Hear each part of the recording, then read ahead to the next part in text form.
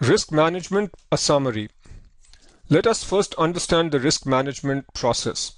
This process involves defining the level of risk that can be taken, and this could apply to an organization or an individual. This level of risk that can be taken is called the risk tolerance. It's also referred to as the appetite for risk. Then we need to measure how much risk is actually being taken by the entity. This is the risk exposure. The risk management process then needs to ensure that these two are roughly equal. The risk tolerance should be roughly equal to the risk exposure of the organization, and the process of making this happen is called risk management, and the intent behind risk management is to maximize the value of the entity. Here is the formal definition.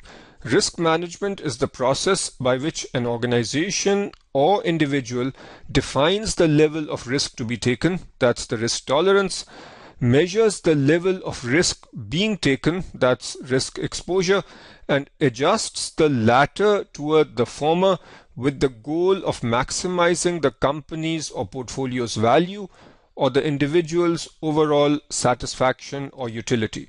Now, keep in mind that risk management does not mean minimizing risk. Also note that it's possible to manage risk, but it's not possible to manage returns. That's why the term risk management is used. Now let's talk about a risk management framework.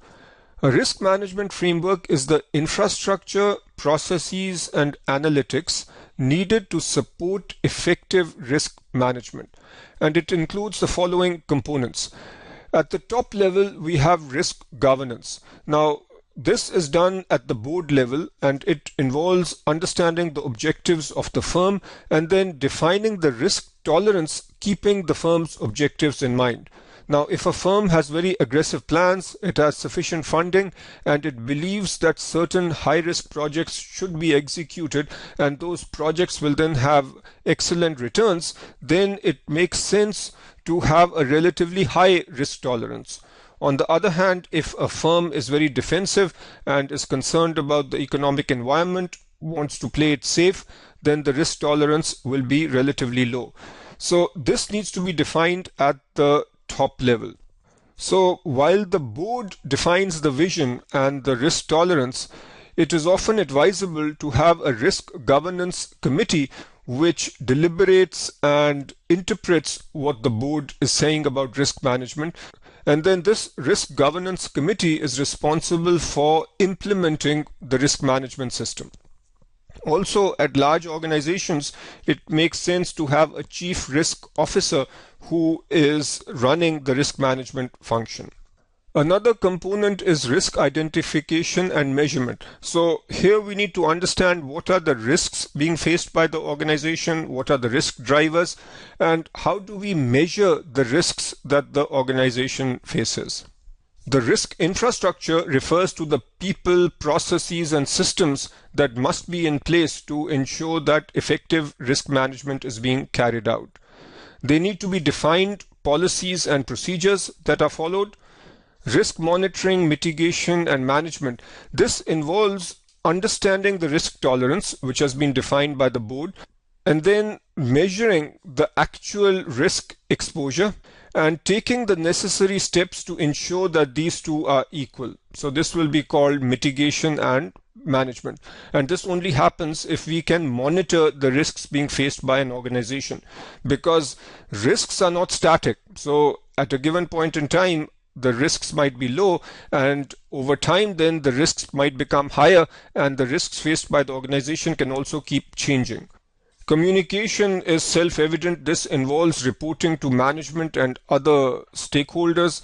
And finally, strategic analysis or integration. This involves understanding how risk management is being carried out, understanding what can be done better, and then enabling a feedback loop so that the risk management process can be improved. One of the most important steps in risk management is to identify an organization's risk tolerance. Risk tolerance identifies the extent to which the organization is willing to experience losses. Risk tolerance focuses on the appetite for risk. So how much risk can our organization take? It involves defining which risks are acceptable and which risks are not acceptable, and then how much risk can the entity be exposed to. The risk tolerance decision begins with two different kinds of analyses. One is an inside view. This looks at what shortfalls within the organization will cause it to fail. So, for example, we might say that if in a given organization the expenses turn out to be higher than expected, then that will cause the organization to fail. So what we then need to define is, if on average the operating margin is going to be 30%, then at what level will the organization fail? It might be determined that if the operating margin comes down to 20%, then the organization might fail. So this is related to an inside view. Then there is an outside view. What uncertain forces is the organization exposed to? So the organization's forecast might be based on an assumption that the GDP growth rate will be at least 3%. Now, if it turns out that the GDP growth rate is less than this, that might be a serious risk for the organization. In addition to this analysis, one also needs to understand how capable an organization is to respond to adverse events. If the ability to respond to adverse events is high, then a company can take on a relatively high level of risk. So then we can say that the risk tolerance is going to be somewhat high. On the other hand, if a company has very low ability to deal with adverse circumstances, then the risk tolerance will be relatively low. Once the risk tolerance is determined, the overall risk framework should be geared towards getting the risk exposure in line with the enterprise's risk appetite. After the risk tolerance is defined, we move to risk budgeting. Risk budgeting helps determine how or where the risks are taken and quantifies the tolerable risks by specific metrics. Risk budgeting will then drive hedging strategies. And keep in mind, hedging strategies should not be driving risk budgeting.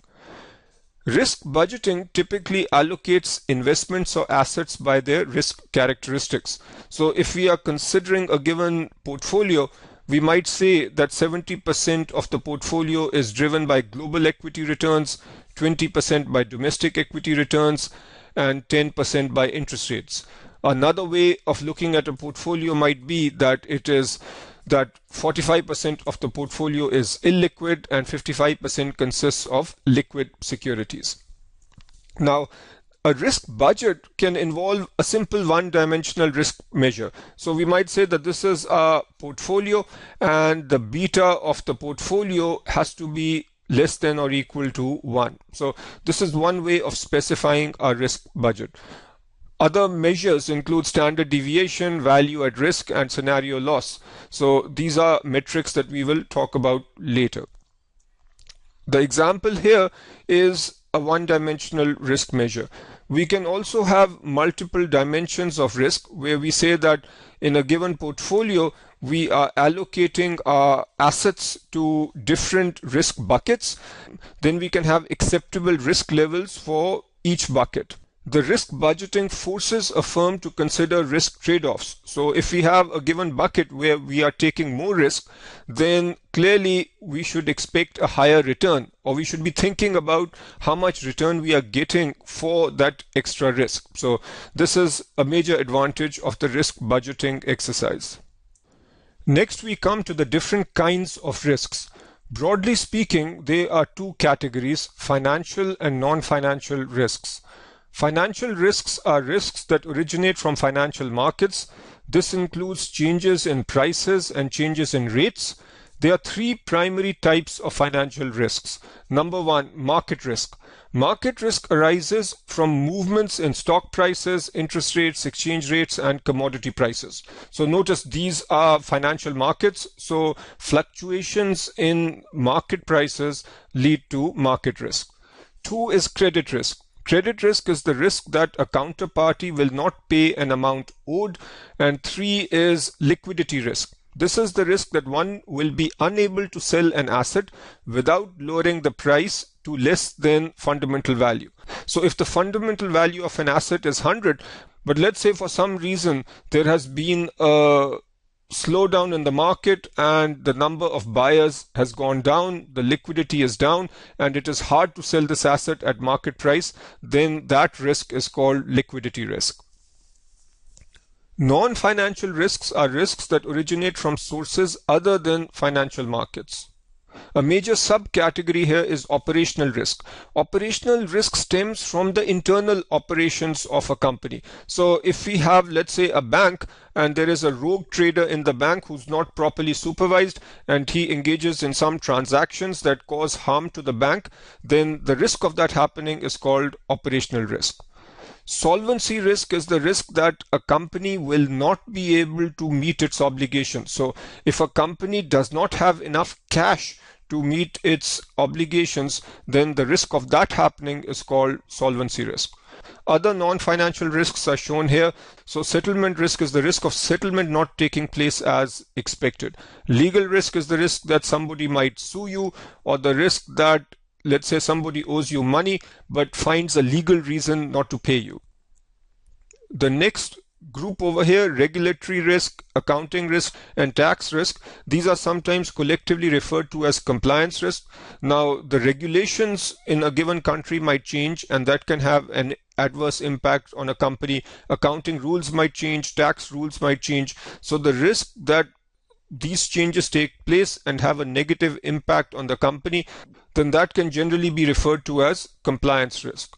Model risk and tail risk are related. Model risk is the risk that the model being used for valuation is defective. So either some of the assumptions are not right or the data feeding into the model is not right. Tail risk is related. Very often when we estimate asset returns, we use a normal distribution, and based on the normal distribution we expect a certain probability of losses, but it turns out that the probability of losses in the real world is often more than what a normal distribution might predict. So in reality, tails are much fatter than what a normal distribution might lead us to believe, and the risk of that happening is called tail risk. Sovereign or political risk is the risk to assets because of the political situation in a given region. Individuals face many of the same organizational risks outlined here, but also face health risk, the risk that they might become unhealthy, so their income will go down and medical expenses will go up. Mortality risk, which is the risk that when somebody who is earning for the whole family dies, then the family is left without an income. Longevity risk, this is the risk that a person is expecting to live till a certain age and has saved accordingly but ends up living longer than that. And property and casualty risk is the risk of damage to one's property. Many risks that might seem unrelated actually interact heavily with each other. So a classic example is market risk and credit risk. So a given company might have issued several loans. So obviously there is some default risk because these people who have borrowed from the company need to pay back. Now, the risk of not being able to pay back is called credit risk. Let's say in parallel, the company also has a significant position in the market. So the company also faces market risk. If the market crashes, or the risk of the market crashing is captured in market risk. Let's say the market crashes. If the market crashes, chances are that these entities that owe money to the company will also be impacted by the market crash and will find it harder to pay back, which means that the credit risk also goes up. So this is a classic example of how market risk and credit risk interact with each other. Once there is credit risk, then obviously transactions will not settle on time. So credit risk can also lead to settlement risk. Risks can be non-linear and harmful. So we might just calculate the market risk and credit risk separately, but when the market goes down, the overall impact will be higher than the sum of the parts. So total risk is worse than the sum of the risks of the separate components. Also, if we take things one step further and say that this company has times to leverage. Now, if the losses are minor, then this time to leverage might not hurt too much. So compared to another company without leverage, which let's say has a 1% loss, this leveraged company initially might only have a 2% loss.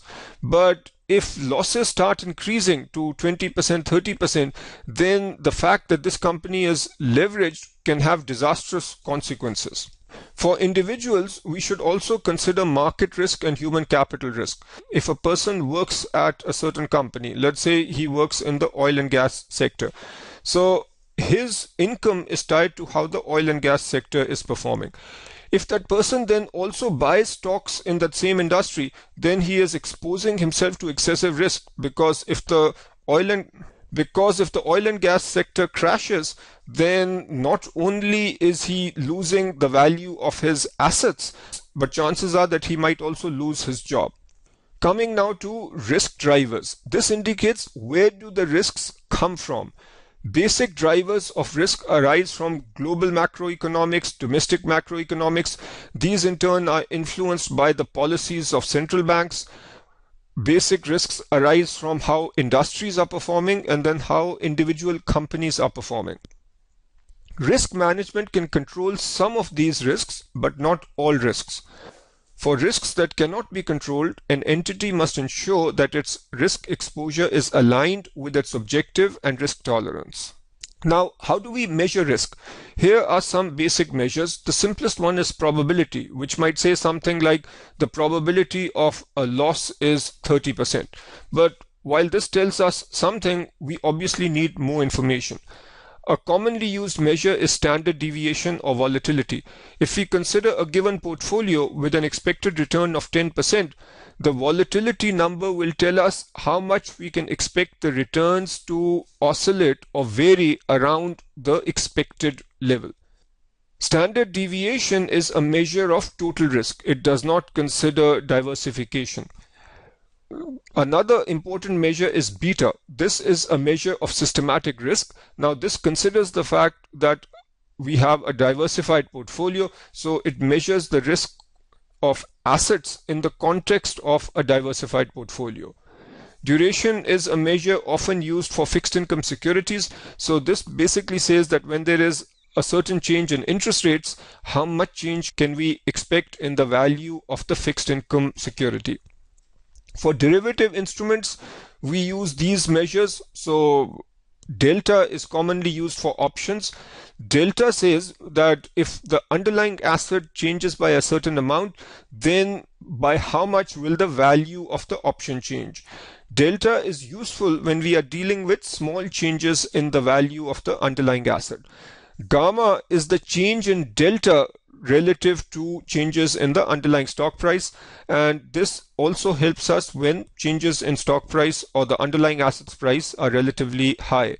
Vega is the sensitivity of an option to the volatility of the underlying asset, and rho is the sensitivity of an option's price to underlying interest rates. Value at risk is a commonly used measure. Now understand this through an example. Let's say a company has a large portfolio and the company says that our value at risk is 3 million. So VAR is 3 million, and the company further specifies that this is a 1-day VAR and at a 5% level. So what does this mean? This means that the minimum loss over a 1-day period will be 3 million 5% of the time. So 5% of the time implies that roughly every 20 days, the 1-day loss will be at least 3 million or a minimum of 3 million. So notice that VAR specifies a minimum loss. The actual loss is likely to be much worse. And this other measure, conditional VAR, then tries to drill into how bad the loss might be. So it will take the scenarios where the loss is worse than 3 million and try to come up with some sort of a weighted average. To further understand how bad losses can be, we can perform scenario analysis and stress testing. So in stress testing, we change a variable. So we might say that what happens to a portfolio if interest rates go up by 100 basis points. So that's a stress test. With scenario analysis, we can define multiple scenarios and then try and understand what happens to the portfolio value or the company value under each of those different scenarios. Methods of risk modification. So broadly speaking, here are the 4 ways of managing risk. One is to try and avoid risk altogether. Another method is to accept risk. So we might say that our risk exposure is somewhat higher than our risk tolerance, but we are going to accept that higher risk and self-insure. Typically, self-insurance happens by setting aside a certain amount of capital or a certain amount of money in order to deal with any losses that might come up. And banks do that. So banks set aside a certain amount of capital to deal with any unexpected losses. When a company is doing self-insurance, it should try and ensure that its various assets and its risks are well diversified. Another method for managing risk is risk transfer. This involves insurance. So a company that faces risk might sell the risk to an insurance company. But obviously, when a company sells risk to So another method is risk transfer. This involves insurance. So if a given company faces risks that it doesn't want to take, then it can transfer those risks to an insurance company. But for doing so, it will have to pay a premium. The way this model works, though, is the insurance company takes on risks from different sources and it tries to ensure that the risks that it is taking are uncorrelated. So in essence, it creates a diversified pool of risks. And since this is a diversified pool, the insurance company can offer competitive rates. Risk shifting involves the use of derivatives. And broadly speaking, there are two kinds of derivatives: forward commitments and contingent claims. With forward commitments, a company gets into a contract with another company where it is committing to do something. So, for example, a company that will need $100 million after 3 months might get into a contract to buy $100 million at a given rate. And then 3 months later, that rate needs to be paid no matter what happens to the exchange rates in the market. So that way, a company might either benefit or lose relative to market prices, but at least it has locked in a rate and mitigated its risk. Another type of strategy would involve the use of options, where a company in essence locks in a worst case scenario. So continuing with our currency example, a company might say that, okay, I'm locking in a rate of 100 rupees to the dollar. That's my exercise price. If the rate is better than that, then I'll not exercise my option. If the market rate is worse, then I will exercise the option. So that's another way of managing risk. You need to remember that risk shifting is handled through derivatives and risk transfer is typically handled through insurance. So of these methods, which is the best? The key point is that we should consider the cost and benefit of each option. So based on that, we might use one of these methods, or many companies often use a combination of these methods because they are not mutually exclusive. Companies should self-insure when it makes sense to do so and where the company can easily diversify the risks. A company should seek insurance when risks can be pooled effectively, like over here, because this is where the insurance premiums will be reasonable. But the fundamental point is that a company that is trying to manage risk should look at all the options, do a cost-benefit analysis, and pick the method that makes the most sense.